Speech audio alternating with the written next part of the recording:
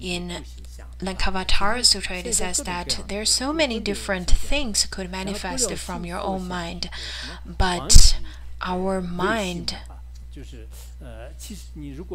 would differentiate everything.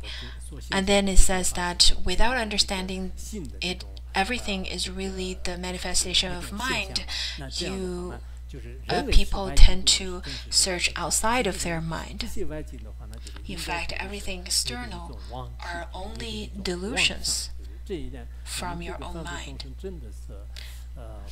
The mundane beings really don't understand that, and because they don't understand, it is quite a pity that they don't understand. People from the world do not understand that happiness and suffering comes from themselves, and they only complain and whining about others.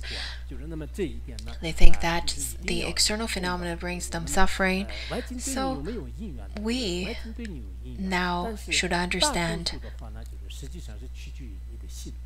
In fact, there are conditions that's brought about from the external phenomena, but the majority of the cause for your happiness or unhappiness really comes from your own mind. If you have an open heart, if you have a big heart, even the vicious enemies of yours cannot harm you. But if you cannot do that, the main reason is that because your wisdom is not matured yet, because you grasp too much onto the external phenomena, because those are delusions. Do you understand? Delusions and graspings, just like how an old monk that I know would say in such a way. So, delusions and graspings. What does that mean? It means that initially it doesn't have anything, but you are grasping onto it to be in such a way, therefore it appears in such a way, or you can grasp in such a kind of delusion. In the Tang Dynasty,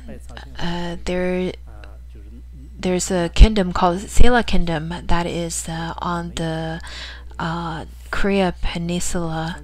At the time, North and South Korea were still together. A famous Zen master named Master Wenhyo, he heard that Master Xuanzang has great lineage of Chittamatra, the mind-only school. Therefore, he wanted to go to China and study from Master Xuanzang. So on the way to China, there was one day that it got really dark outside, and he was alone on the way, and he was thirsty, and he was hungry, and he couldn't walk anymore at a cave, at the door of a cave, or at the opening of the cave. So under the moonlight, he saw this really clear pond. And then right away, he went into that pond and started drinking the water. And he felt that he never had such delicious, sweet water ever. And then he slept somewhere nearby. Second morning, when he woke up, he saw that he is sleeping on top of a tomb, and then the water he drank was the water that oozed out from the corpse. At the moment, he felt really disgusted, and he was throwing up, and it was quite disgusting to him, and he felt discomfort in his stomach and so on. After a while, he started to think, why is it that for the same kind of situation, it could be so beautiful last night but so disgusting in the morning? He then discovered that because the mind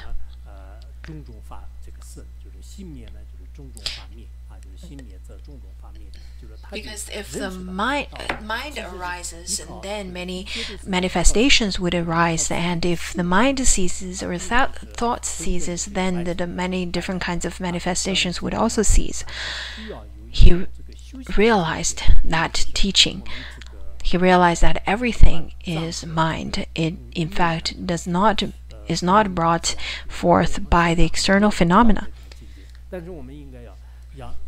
Maybe now we're not really at such kind of a level of insight yet. But we should understand that, yes, there are happiness or causes of happiness and unhappiness from external phenomena, from the external world.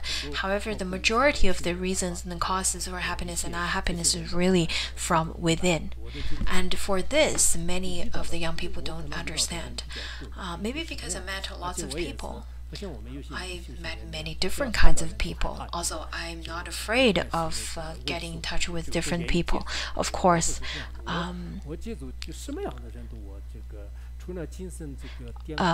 other than lunatics, I really enjoy getting to know others. People from different walks of life. In fact, I enjoy getting to know all of them. And after getting to know lots of people, I think about that many times, that if these people have some inner realization, it would be very beneficial for them, because they're suffering so much. If he could have encountered Dharma earlier, if he could have some realization of the Dharma, wouldn't that be so wonderful? He would be alleviated. Especially when I see people who fight over wealth, fight over different things, and then I would have such kind of thinking.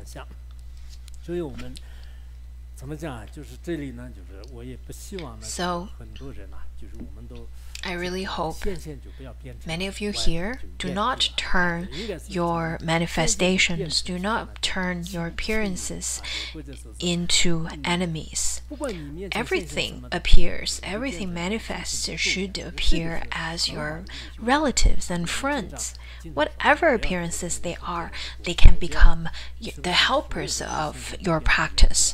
They can become the contributing favorable conditions to your practice. I often talk about do not complain about others. Otherwise, your appearances would arise as enemies. If that happens, it's in fact a very horrifying situation. There are people who claim themselves to be Buddhist. They've studied, they've also get ordained for 10 or 20 years, but all they can talk about is other people's shortcomings. There are some teachers and some leaders or supervisors, if they like to talk about shortcomings of others, and then their followers, their fans, so to speak, would also love to talk about the shortcomings, or contributing in such a way, making such kind of Dharma offerings of shortcomings to the others, especially if the supervisors in such a way doesn't really like anything, likes to slander others or use coarse language and so on, then all the followers of that person would do so as well.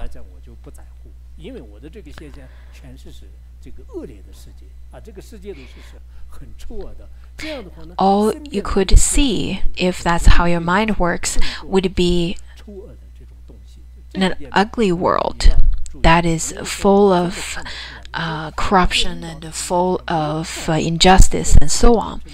And then, similarly, all of your relatives or all of your followers would provide you with the information of such kind of a negative with negative connotation. We can see a person's mind. A person's language could reflect his or her mind. So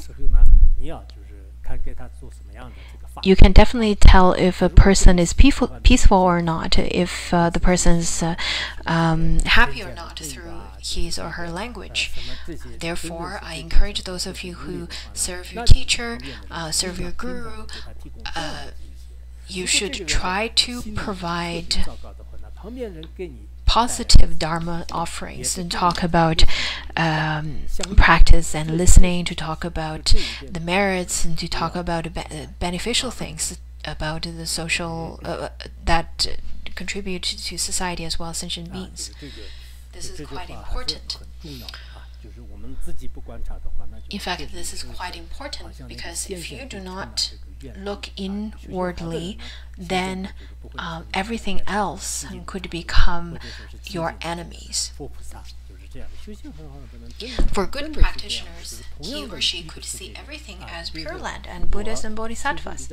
Even if the two kinds of people live in the same world, the ones with a good practice, with a good realization, then living in 3-star hotel, 5-star hotel would all be fine.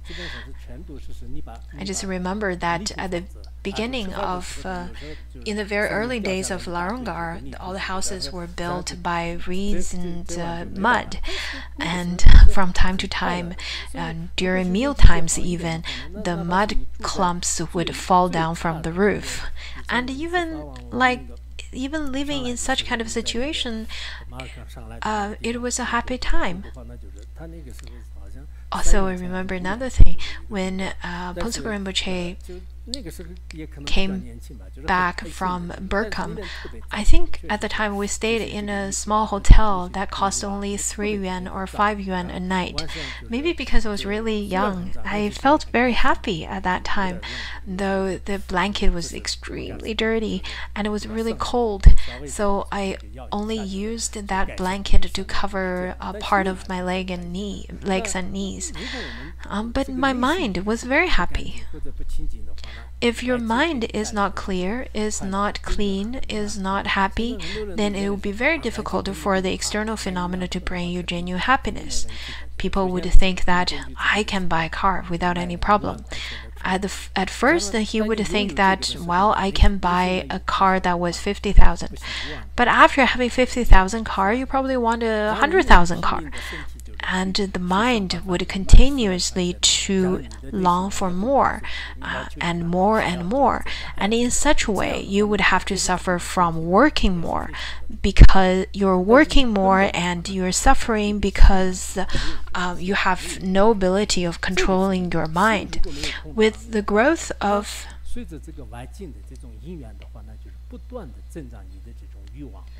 with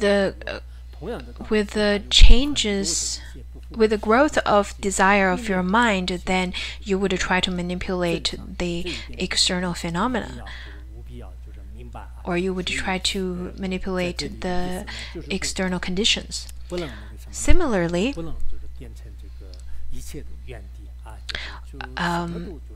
it applies to our negative emotions.